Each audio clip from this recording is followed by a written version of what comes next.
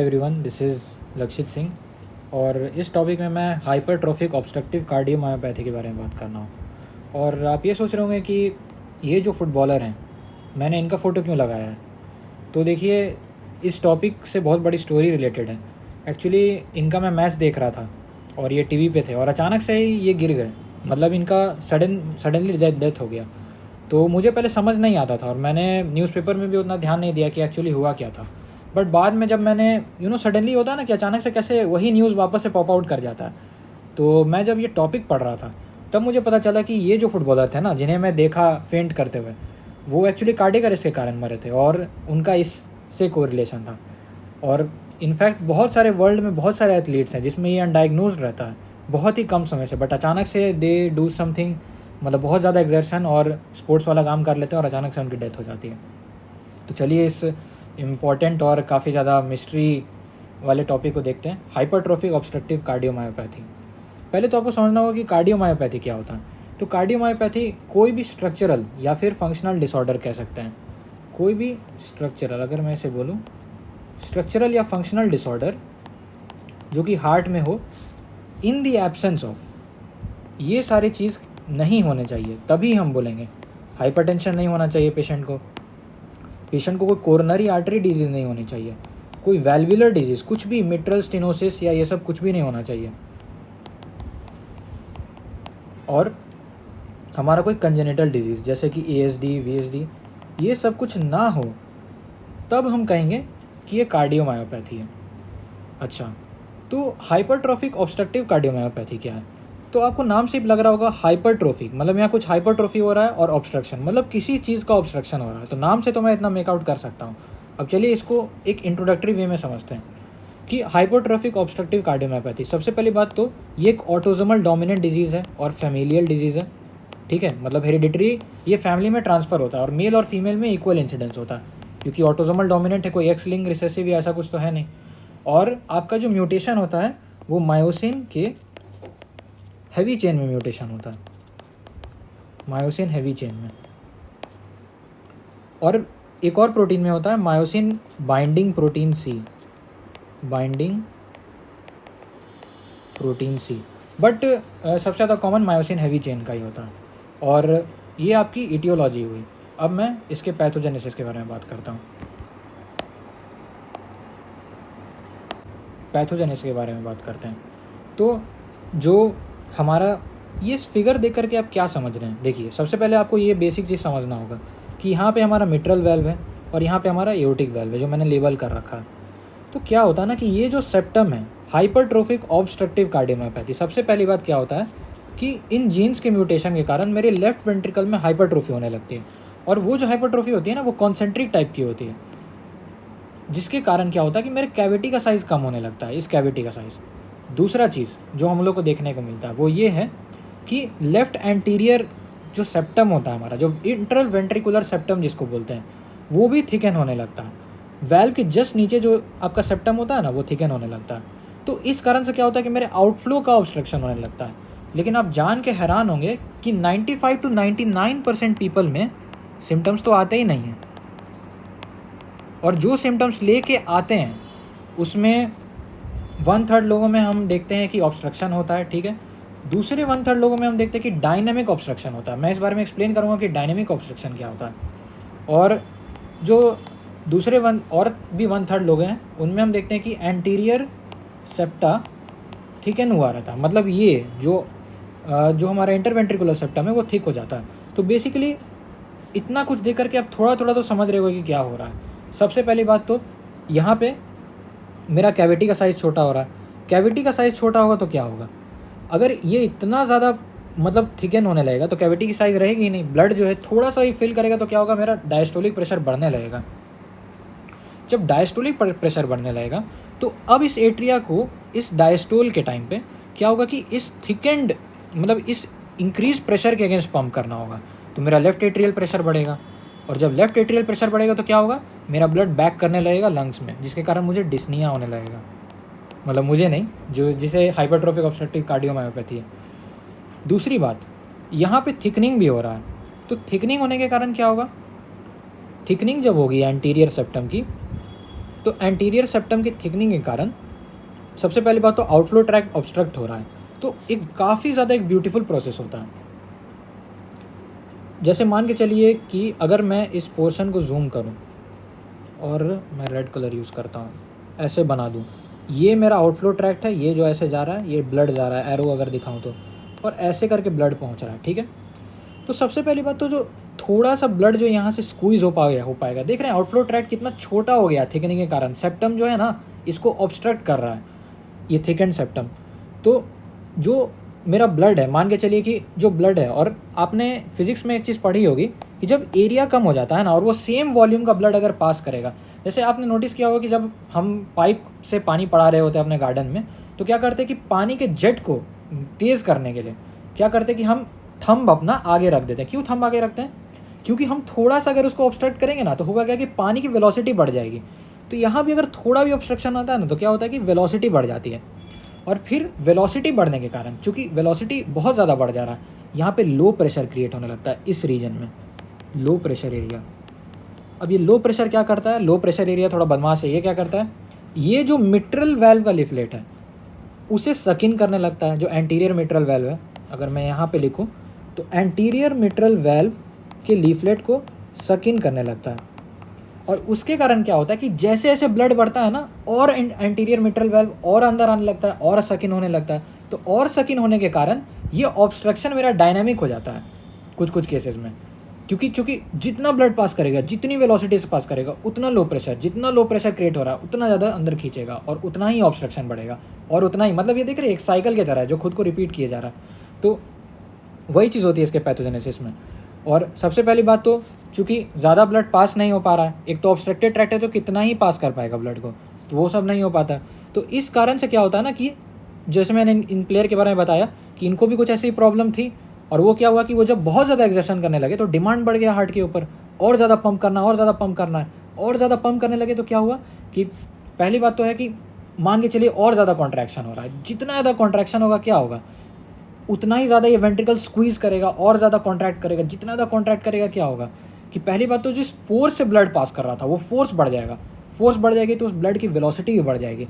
मतलब मान के चलिए जिस मोटर से पाइप कनेक्टेड था उससे एक कुछ रेट पे पानी आ रहा था, मैंने थोड़ा सा आगे अपना फिंगर लगाया तो पानी थोड़ा और तेज़ आने लगा, मैंने मोटर का स्पीड और बढ़ा दिया तो और तेज़ पानी आ रहा है, तो और भी ज़्यादा और स्पीड से निकलेगा, समझ रहे हैं आप।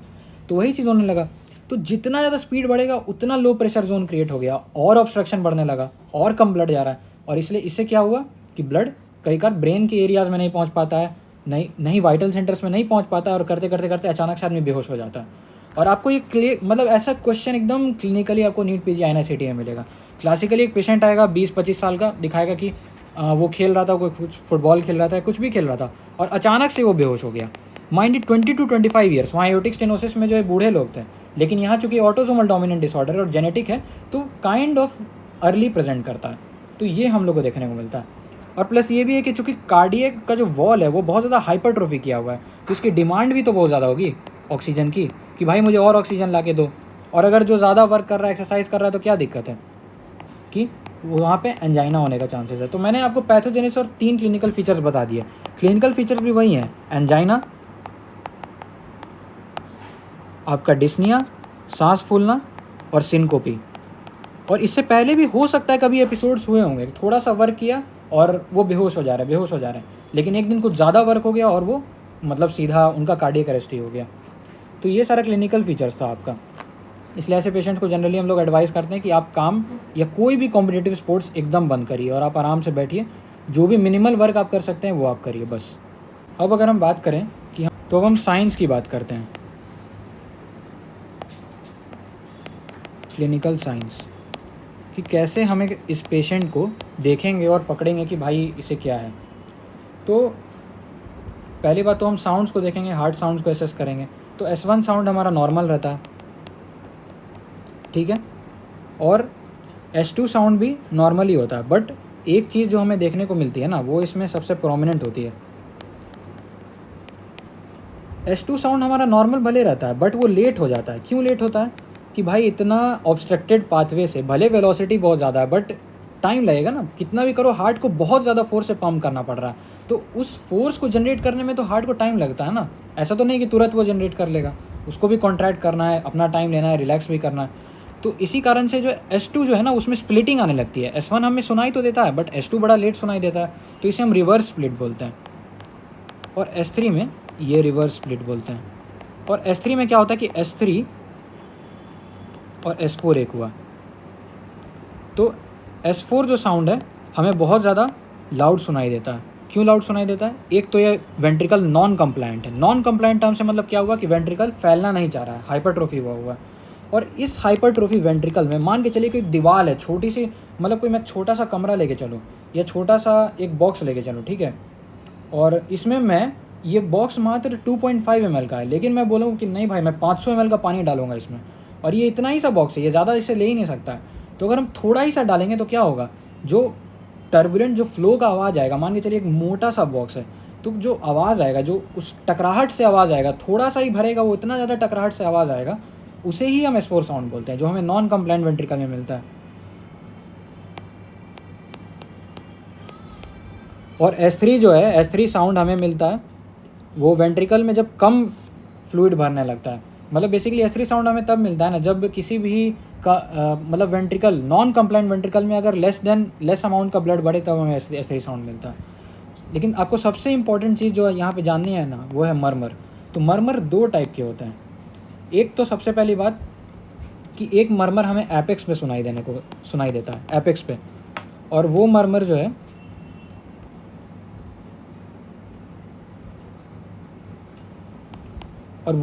है पैन सिस्टोलिक मरमर होता है। मतलब थ्रू आउट द सिस्टोल हम लोग को मरमर सुनाई देता है। क्यों सुनाई देने को मिलता है? क्योंकि हमारा मिट्रल वेल्व काम नहीं कर रहा है। अब क्या हो रहा है कि सेकेंडरली इस पेशेंट में मिट्रल रिगर्जिटेशन डेवलप हो रहा है। मैंने आपको बताया था, क्योंकि वो एंटीरियर वेल्व सक होते जा रहा है, तो एंटीरियर वेल्व तो कॉम्पिटेंट नहीं रह गया, तो अब ब्लड इस रूट से जाने के बजाय इस रूट से जाने लगेगा। क्योंकि ऑब्वियसली एओटिक प्रेशर जो होता है ना आपका सिस्टोल के टाइम पे काफ़ी ज़्यादा हाई होता है। और आप खुद सोचा ना, आप आसान रास्ता लोगे ना, आप वो एओटा वाला प्रेशर वाला क्यों लोगे? हार्ट भी सोचेगा कि अरे भाई मैं इधर क्यों जाऊँ, मैं इधर ही चल जाता हूँ, तो वो इधर जाने लगता है। तो थ्रू आउट द सिस्टोल, क्योंकि थ्रू आउट द सिस्टोल ही हो रहा है, वो दूसरा रूट पकड़ रहा है, तो पैन सिस्टोलिक मरमर हम लोग को एपेक्स में देखने को मिलता है।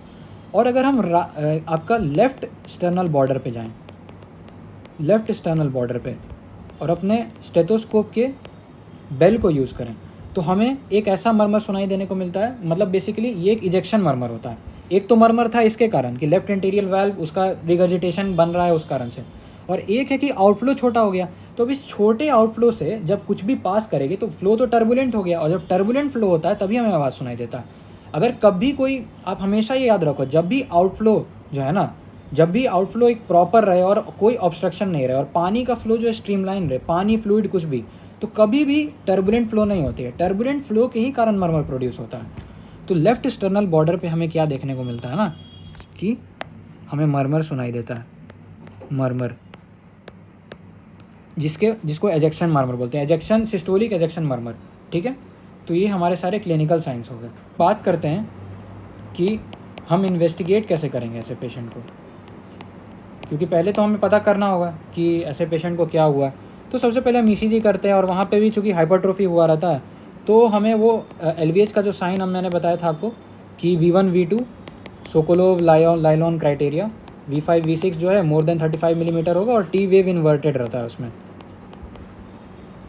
लेकिन जो गोल्ड स्टैंडर्ड है ना डायग्नोसिस का, वो हमें एकोकार्डियोग्राफी से मिलता है, एकोकार्डियोग्राफी। और सबसे गजब की बात यह है कि जब आप CT करोगे ना, CT एंजियोग्राफी हम करते हैं, क्योंकि एंजाइना आता है तो हमें मोस्ट कॉमनली लगता है कि अरे इसे कहीं क्या बोलते हैं, कहीं हार्ट अटैक तो नहीं है, या फिर आपका एंजाइना बेसिकली क्या है कि ब्लड सप्लाई तो नहीं आ रही है। बट आप देखिएगा कि कोरोनरीज तो बिल्कुल भी नॉर्मल है, क्योंकि यहाँ ब्लड सप्लाई कोरोनरी का प्रॉब्लम नहीं है। यहाँ क्या है कि हार्ट के वॉल में जो माइक्रोवैस्कुलर वेसल्स होते हैं, अगर मैं रेड से ड्रॉ करूँ, ये माइक्रोवैस्कुलर वेसल्स, तो हार्ट पहली बात इतना मोटा हो चुका है ना कि पहली बात तो एक कॉन्ट्रैक्ट करता है। इतना मोटा हेड जब कॉन्ट्रैक्ट करेगा ना तो वेसल्स पूरा स्क्वीज हो जाता है। और दूसरा चीज़ ये भी है कि इसका डिमांड भी बहुत हाई है। तो यहाँ कोरोनरीज बड़े वेसल जो लेफ्ट या राइट कोरोनरी आर्टरी है, वहाँ कोई प्रॉब्लम नहीं है, प्रॉब्लम यहाँ माइक्रोवैस्कुलर लेवल पे है। तो इसी कारण से जब CT एंजियोग्राफी करते हैं ना, तो ऐसे पेशेंट में हमें नॉर्मल में देखने को मिलता है सारा चीज़। और अब हम ट्रीटमेंट की बात करते हैं। तो अब हम ट्रीटमेंट की बात करते हैं कि कैसे हम इन पेशेंट्स को ट्रीट करते हैं। तो देखिए, सबसे पहली बात जो है ना, मेरे को जो बेसिक ट्रीटमेंट में ही आपका एक बहुत बड़ा कॉन्सेप्ट छुपा हुआ है। आप खुद सोचिए, मेरा हार्ट ज़्यादा कॉन्ट्रैक्ट करेगा, जितना ज़्यादा कॉन्ट्रैक्ट करेगा उतना फोर्स से पुट करेगा, उतनी इस आउटफ्लो वाले ब्लड की वेलोसिटी बढ़ेगी, उतना लो प्रेशर जोन क्रिएट होगा। जितना लो प्रेशर जोन क्रिएट होगा उतना ही खराबी होगा, उतना ही ऑब्स्ट्रक्शन बढ़ेगा, क्योंकि मिट्रल वाल्व जो है ये सक होकर के इस आउटलेट में आने लगेगा। तो एक तो ये रिगर्जिटेशन करवाएगा और हमारे ऑब्स्ट्रक्शन को भी बढ़ाएगा, दोनों चीज़ करेगा। तो हम क्या चाहते हैं, देखिए मैंने आपको बताया था कि कुछ कुछ केसेस में और बहुत ज़्यादा केसेस में जो ऑब्स्ट्रक्शन होता है वो डायनेमिक होता है। डायनेमिक से मेरा मतलब, जैसे मान के चलिए कि ये मेरा छोटा सा कैविटी है जो हो गया है, जो छोटा सा कैविटी हो गया है इस थिकेंड सेप्टम के कारण, और ये कैविटी की स्पेस है, ये जो ब्लैक कलर खाली है ये स्पेस है, ठीक है। तो अगर मैं जितना ज़्यादा ब्लड भरूंगा इसमें उतना ही ये कैविटी स्ट्रेच करेगा। भले ऑब्स्ट्रक्टेड है, ठीक है, उतना भी पूरा खुल नहीं जाएगा, और ये नहीं कि ऑब्स्ट्रक्शन सही हो जाएगा, लेकिन जितनी देर तक ब्लड मेरे वेंट्रिकल में रहे उतना बढ़िया है कि नहीं। और मान के चलिए ये जो आफ्टर लोड है, जो प्रेशर जिसके अगेंस्ट हार्ट पंप करता है, अगर ये प्रेशर कम हो जाए, मैं किसी तरह से कम कर दूं, मैं क्या कर दूं, बोलूं कि नहीं नहीं नहीं, तुम्हारी बीपी ट्रीटमेंट करना बहुत ज़रूरी है, मैं भी तुम्हारे बीपी को ट्रीट कर रहा हूँ, बीपी ब्लड प्रेशर, और फिर मैं डायूरेटिक्स यूज़ कर करके मैं सारा पानी भी निकाल दूँ, ये कर दूँ, तो क्या होगा कि यहाँ प्रेशर ही नहीं बचेगा। प्रेशर ही नहीं बचा तो क्या हुआ, आपने क्या किया कि प्रेशर कम कर दिया। तो मैं बताया था कि ब्लड की आदत होती है, वो तो आसान रास्ता चुनता है, तो प्रेशर कम कर दिया तो क्या, वो तो और ढीठ है, वो बोलेगा कि अरे नहीं अब तो और आराम से जाएंगे, हमको तो यहाँ रहना ही नहीं है, अब और देर तक नहीं रहेगा। जितना देर तक, जितना जल्दी निकल जाएगा तुरंत निकल जाएगा, क्योंकि प्रेशर एकदम है ही नहीं, ग्रेडियंट ही नहीं है। यहाँ ज़्यादा प्रेशर है, यहाँ पे प्रेशर है ही नहीं, वो ठहरेगा ही नहीं कुछ देर भी, वो और तुरंत निकलेगा और तुरंत निकलेगा। तो क्या होगा कि और ऑब्स्ट्रक्शन होगा, प्लस ये कि वो आउटलेट फैलेगा भी नहीं, क्योंकि मैं चाहता हूँ कि ये कैविटी और फैले। जितना देर तक ये फैलेगा ना उतना ऑब्स्ट्रक्शन कम भी होगा, क्योंकि मेरी कैविटी जितना ज़्यादा बड़ा होगा, ये लेफ्ट वेंट्रिकल आउटलेट वाला जो पार्ट है, अगर ये जितना ही ज़्यादा फैल पाएगा उतना आसानी से ब्लड पहुँचेगा भी, और उतना ही ऑब्स्ट्रक्शन नहीं भी होगा जितना देर तक ब्लड ठहरेगा। समझ रहे हैं, तो यही ट्रीटमेंट का सेंस है। तो ब्लड ठहराएगा कौन, कैसे ठहराएं ब्लड को, यही है ट्रीटमेंट। इसलिए हम यहाँ बीटा ब्लॉकर चलाते हैं। अब यहाँ फार्मा का रोल आया। बीटा ब्लॉकर क्या करेगा, मेरे हार्ट को इनिबिट करेगा, हार्ट के मसल्स को इनिबिट करेगा, ऐसे नोड को इनिबिट करेगा, तो उस कारण से ब्रैडीकार्डिया होगा। ब्रैडीकार्डिया होगा तो क्या होगा, yes you are right, feeling जो है ज़्यादा होने लगेगी। फीलिंग ज़्यादा होगी, हार्ट ज़्यादा स्ट्रेच करेगा, ऑब्स्ट्रक्शन ज़्यादा नहीं होगा, मिट्रल रिगर्जिटेशन भी कम हो जाएगा।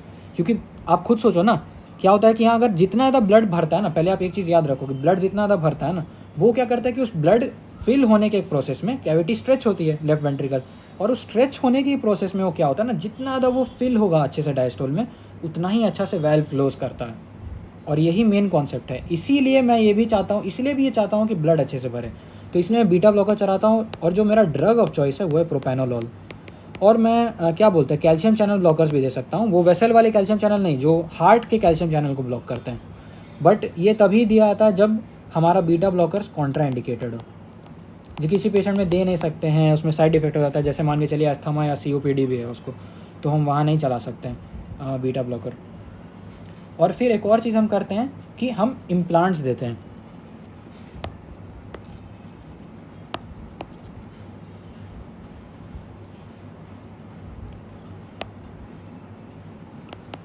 हम यहाँ इम्प्लांट्स देते हैं।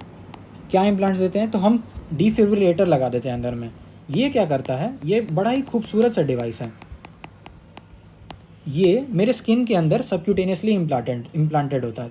तो ये करता क्या है ना, कि ये सेंस कर लेता है जब भी, चूँकि देखिए मैं यहाँ डिफिब्रिलेटर लगाने का एक और चीज़ है, आपका लेफ्ट आर्टेरियल प्रेशर बढ़ रहा था, जब लेफ्ट आर्टेरिया की प्रेशर बढ़ रही है तो होगा क्या ना, कि लेफ्ट आर्टेरियल बोलेगा कि देखो वेंट्रिकल में तो बहुत प्रेशर बढ़ा हुआ है, हमको बहुत ज़्यादा प्रेशर से पंप करना पड़ रहा है, क्या करना पड़ेगा मेरे को, बहुत सारा ब्लड, वो क्या करेगा कि वो एक साथ बहुत सारा ब्लड देने लगेगा। जब वो उसकी जब सिस्टोल की बारी आएगी ना, जब कॉन्ट्रैक्शन की बारी आएगी, तो वो बहुत ज़्यादा ब्लड पंप करने लगेगा एक साथ, क्योंकि भाई अब उसका प्रेशर बढ़ा हुआ है। तो हार्ट बोलेगा ठीक है, अब तुम्हारा प्रेशर ज़्यादा ही है, तुम भी माचो मैनो वेंट्रिकल की तरह, तो तुम भी करो, तुम भी लोड लो अपने ऊपर। लेकिन प्रॉब्लम ये है ना कि यहाँ इसकी रेगुलर स्ट्रेचिंग हुई जा रही है, स्ट्रेच हो रहा है, क्योंकि प्रेशर बहुत ज़्यादा है, बैक फ्लो बहुत हो रहा है ब्लड का, इसी कारण से तो डिस्निया हो रहा है। तो स्ट्रेचिंग के कारण, कंटिन्यूस स्ट्रेचिंग के कारण क्या होता है ना, कि मायोकार्डियम डैमेज होता है, कहीं डैमेज होने लगता है। और मैं आपको बाद में जब एट्रियल फिब्रिलेशन पढ़ाऊंगा तो मैं बताऊंगा कि उसके कारण एट्रियल फिब्रिलेशन होने लगता है। इसीलिए इन पेशेंट्स में हमें डिफिब्रिलेटर लगाना पड़ता है, इम्प्लांट्स लगाना पड़ता होगा, पड़ता होगा नहीं, पड़ता है, क्योंकि ये क्या करता है ना, ये मशीन ये तुरंत अगर एबनॉर्मल इम्पल्सेस आएंगी तो ये क्या करेगा कि ये तुरंत डिफिब्रिलेट कर देगा एट्रिया को, ताकि भाई ये जल्दी एट्रियल फिब्रिलेशन से ही मर नहीं जाए। क्योंकि क्या है कि एट्रिया ने 40% ऑफ द कार्डियक आउटपुट ले रखा है, 40% ऑफ द कार्डियक आउटपुट ले रखा है, क्योंकि उसकी प्रेशर इतनी हाई हो चुकी है। तो इस कारण से अगर मैं इसको डिफिब्रिलेट नहीं करूँगा तो पेशेंट तो फिब्रिलेशन से ही मर जाएगा, हाइपरट्रोफी से मरे उसके बाद ही, वो तो उसके पहले उसी से मर जाएगा। इसीलिए हमें इम्प्लांटेबल डिफिब्रिलेटर अंदर में लगाना पड़ता है। तो ये आपका ट्रीटमेंट था। मैंने अभी ये टॉपिक कवर कर दिया, मैं 5 मिनट में सब कुछ सम अप करूँगा। तो अब इसको रैपिडली 5 मिनट में सम करते हैं उन लोगों के लिए जो कॉन्सेप्ट समझ चुके हैं और उनको सारा इंपॉर्टेंट पॉइंट्स देखना है। तो देखिए HOCM, सबसे पहले बात हाइपरट्रोफिक ऑब्स्ट्रक्टिव कार्डियोमायोपैथी से बोलते हैं, ये ऑटोसोमल डोमिनेंट डिसऑर्डर है और होता है मायोसिन हैवी चेन के म्यूटेशन के कारण, heavy chain more than myosin binding protein C. जो मर्मर्स हमें देखने को मिलते हैं, प्रोटीन सी, जो मर्मर्स हमें देखने को मिलते हैं इसमें 2 टाइप के मर्मर होते हैं। एक होता है पैन सिस्टोलिक मर्मर जो हमें एपेक्स में मिलता है, ये किस लिए होता है, मिट्रल रिगर्जिटेशन के कारण। और दूसरा हमें मिलता है इजेक्शन सिस्टोलिक मर्मर जो कि होता है हमारा लेफ्ट वेंट्रिकल की ऑब्स्ट्रक्शन के कारण, ठीक है। और S3 साउंड और S4 साउंड मिलता है हमें, लेकिन S4 साउंड सबसे ज़्यादा प्रोमिनेंट होता है, आपको याद रखना होगा। रिवर्स स्प्लिट होता है, कॉमनली हम एथलीट्स में देखते हैं। हमेशा पेशेंट हिस्ट्री लेके आएगा कि एथलीट्स में से देखा जाता है वो अचानक से एक्सरसाइज कर रहे थे, इसलिए एक्सरसाइज हमें नहीं करना है, कॉन्ट्राइंडिकेट करना है ऐसा पेशेंट में। और जो सिम्टम्स होते हैं वो है एंजाइना, डिस्निया, सिनकोपी। जो सबसे स्टैंडर्ड मेथड ऑफ आपका डायग्नोसिस है वो है एकोकार्डियोग्राफी। ECG करते हैं बट उसका कोई उतना मतलब नहीं है। और एक और चीज़ है जो मैंने कवर शायद नहीं किया था, वो है डॉपलर में आपको डैगर साइन देखने को मिलता है, ठीक है, डैगर साइन देखने। तो देखिए जो पल्स होता है ना इसमें हाइपरट्रोफिक ऑब्स्ट्रक्टिव कार्डियोमायोपैथी में, वो पल्सस बिस्फेरिएंस होता है। अभी पल्सस बिस्फेरिएंस क्या है, तो देखिए मैं आपको सिंपल भाषा में समझाऊँ ना, तो जनरली हम किसी का अगर पल्स नापते हैं तो हमें एक अपस्ट्रोक देखने को मिलता है नॉर्मल केसेस में, अभी मैं नॉर्मल का बात कर रहा हूँ। एक डाउन स्ट्रोक देखने को मिलता है, फिर एक अपस्ट्रोक देखने को मिलता है और फिर पल्स गिर जाता है, छोटा सा अपस्ट्रोक देखने को मिलता है, ठीक है। लेकिन नॉर्मली क्या होता है इन पेशेंट्स में, चूँकि देखिए जो हार्ट है ना उसमें एक तो क्या हो रहा है कि इनिशियल जेट ऑफ ब्लड है वो आसानी से निकल जा रहा है, तो एक तो हमें अपस्ट्रोक देखने को मिला, ठीक है। लेकिन जो दूसरा जेट ऑफ ब्लड है, चूँकि दूसरी बार ऑब्स्ट्रक्शन और डायनेमिक है, बढ़ते ही चल जा रहा है, जैसे जैसे जैसे ब्लड बढ़ेगा उतना ज़्यादा pressure, low pressure zone create होगा, उतना ही ऑब्स्ट्रक्शन होगा। तो दूसरी बार जो ब्लड निकलता है ना उसका एक और पीक बन जाता है। बेसिकली 2 पीक्स में 2 जेट्स में ब्लड निकल रहा है, एक जेट है एक साथ। पहली बार क्या हो रहा है कि ऑब्स्ट्रक्शन नहीं होता है तो आराम से थ्रू आउट निकलता है, तो सिर्फ एक पीक रहती है और ये छोटा सा पीक होता है जो कि उतना नेग्लिजिबल होता है। बट क्या होता है कि यहाँ पल्सिस बिस्फेरिएंस में एक तो पहले इजेक्शन निकल रहा है जो आराम से थोड़ा निकल गया, और दूसरे में क्या होता है कि एक और आपका क्या बोलते हैं एक और पीक देखने को मिलता है, जो 2 सिस्टोलिक पीक्स हम यहाँ देखते हैं।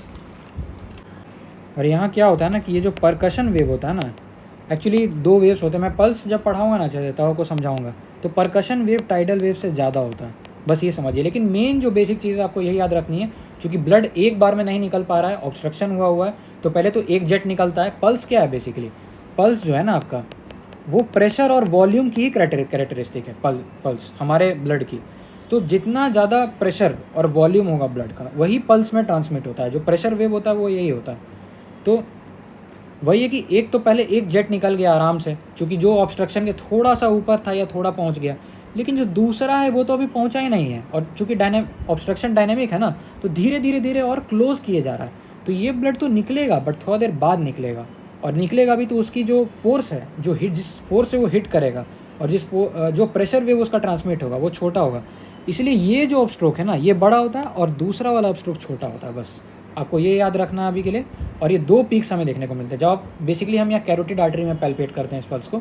तो आप जब पैल्पेट करिएगा ना पेशेंट को, इस तरफ मोड़ के नेक को मोड़ने के लिए कहिएगा, तो होगा क्या कि आपको ठट ठट ठट ठट ठट ठट, बेसिकली क्या होता है कि एक ही बार ठट सुनाई देता है, मतलब सुनाई नहीं फील होता। बट यहाँ क्या है कि आप फील करेगा कि दो बार स्ट्राइकिंग सेंसेशन आ रहा है। तो यही है कि इसमें इसी को पल्सस बिस्फेरियंस बोलते हैं, BISFRIENS, पल्सस बिस्फेरियंस। ठीक है, मैंने हाइपरट्रोफिक ऑब्स्ट्रक्टिव कार्डियोमायोपैथी को कवर कर दिया है। I hope you enjoyed the lecture. Thank you.